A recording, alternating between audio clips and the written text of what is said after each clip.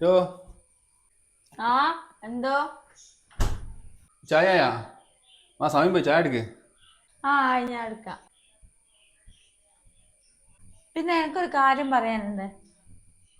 എനിക്കറിയാം എന്തെന്നാ എനിക്ക് പറയാനുള്ളത്. എല്ലാം നേരം വിളിക്കുമ്പോൾ ഇതന്നെ തുടങ്ങാനുള്ള ഒരു അവസ്ഥയാണല്ലോ. അത് ചായ തരണ്ട ഇല്ല എനിക്ക് മാണ്ടം ചേച്ചി ഒരു ചായ. എന്തൊരു സ്വഭാവാ. ഇതിനും വേണ്ടിയിട്ട് ഞാൻ എന്തെന്നാലും പറഞ്ഞേ. അടുത്ത ജീവിതം പോന്ന എങ്ങോട്ടെങ്കിലും. എന്തിനാടാ നിങ്ങൾ രണ്ടാളും അടുക്കള കീരിയും പാമ്പും കളിക്കുമ്പോ അടി ഉണ്ടാക്കും പോലെ കളിക്കുന്നേ? എല്ലാം ഞാനോട് ചായക്കല്ല പറഞ്ഞേ, ആ ചായ എടുത്താ പോരക്ക്.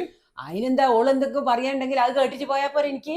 അതിന് ഓളെന്താ ഇവിടെ കേടെ പോകണ്ട. ഓള് വൈകുന്നേരം ഇവിടെ ഉണ്ടാവില്ലേ, ഞാൻ പണി കഴിഞ്ഞ് വന്നിട്ട് പറഞ്ഞാ പോരെ. നിങ്ങളെ ഭക്ഷണം പിടിക്കാൻ വന്നിക്ക്. എന്റെ പഠിച്ചോനെ ഇവലെ എപ്പോ നോക്കുമ്പോ രണ്ടാളും അടുക്കളയിൽ നിന്ന് അടിയാന്നല്ലോ. ഏത് നേരം ഇവര് രണ്ടാളും അടിയാ. എന്നാ പഠിച്ചോനെ എന്റെ മോനൊരു നല്ല കാലം നല്ല ബുദ്ധിയെല്ലാം വരുവാ പഠിച്ചോനെ. എന്നാ ഇവ നന്നാ പോയിച്ചരാ. ഞാൻ ആ തീരുമാനം തന്നെ എടുത്തു. കുറേ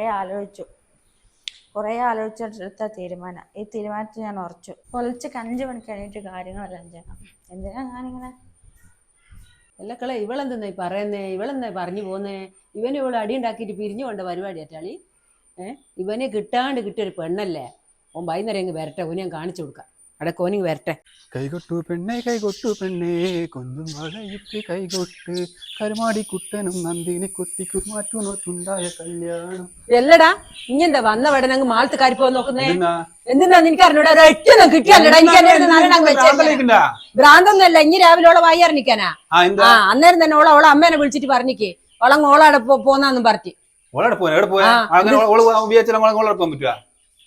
പോന്നാ പറയുന്നത്. ഓള് ഫോണും വിളിച്ചോണ്ടങ്ങ് മോള് കാരി പോയിക്കോളാം അമ്മേനോട്. ഓക്കെ ഇവിടെ നിൽക്കാൻ കയ്യല്ലാന്നും പറഞ്ഞു. എല്ലടാ ഇങ്ങനൊരു കാര്യം മനസ്സിലാക്കണം. കിട്ടാണ്ട് കിട്ടിയൊരു പെണ്ണല്ലേ എനിക്ക്. ഓക്കെ എത്ര കാലം നമ്മള് പെണ്ണ് അന്വേഷിച്ചിട്ട് ഓരോരുത്തരെ പോയിട്ട് എല്ലാം മുടങ്ങി പോയിട്ട് അവസാനം കിട്ടിയൊരു മോളല്ലേടാ ഇത്. പ്രശ്നം എന്തെന്നാ? ഓള് ഫോണും വിളിച്ചിട്ട് പറഞ്ഞ എന്തെന്ന് വെച്ചാൽ ഓള് പൊളിച്ച 5 മണിക്ക് എണീച്ചിട്ട് എല്ലാം ഏലാക്കോ എടുക്കുക എല്ലാം ചെയ്യുന്നുണ്ട്. ഓക്ക് ഇവിടെ ജീവിക്കാനാവൂല മടുത്ത്. അതുകൊണ്ട് ഓള് ഇവിടുന്ന് പോന്നാന്നാ പറയുന്നത്.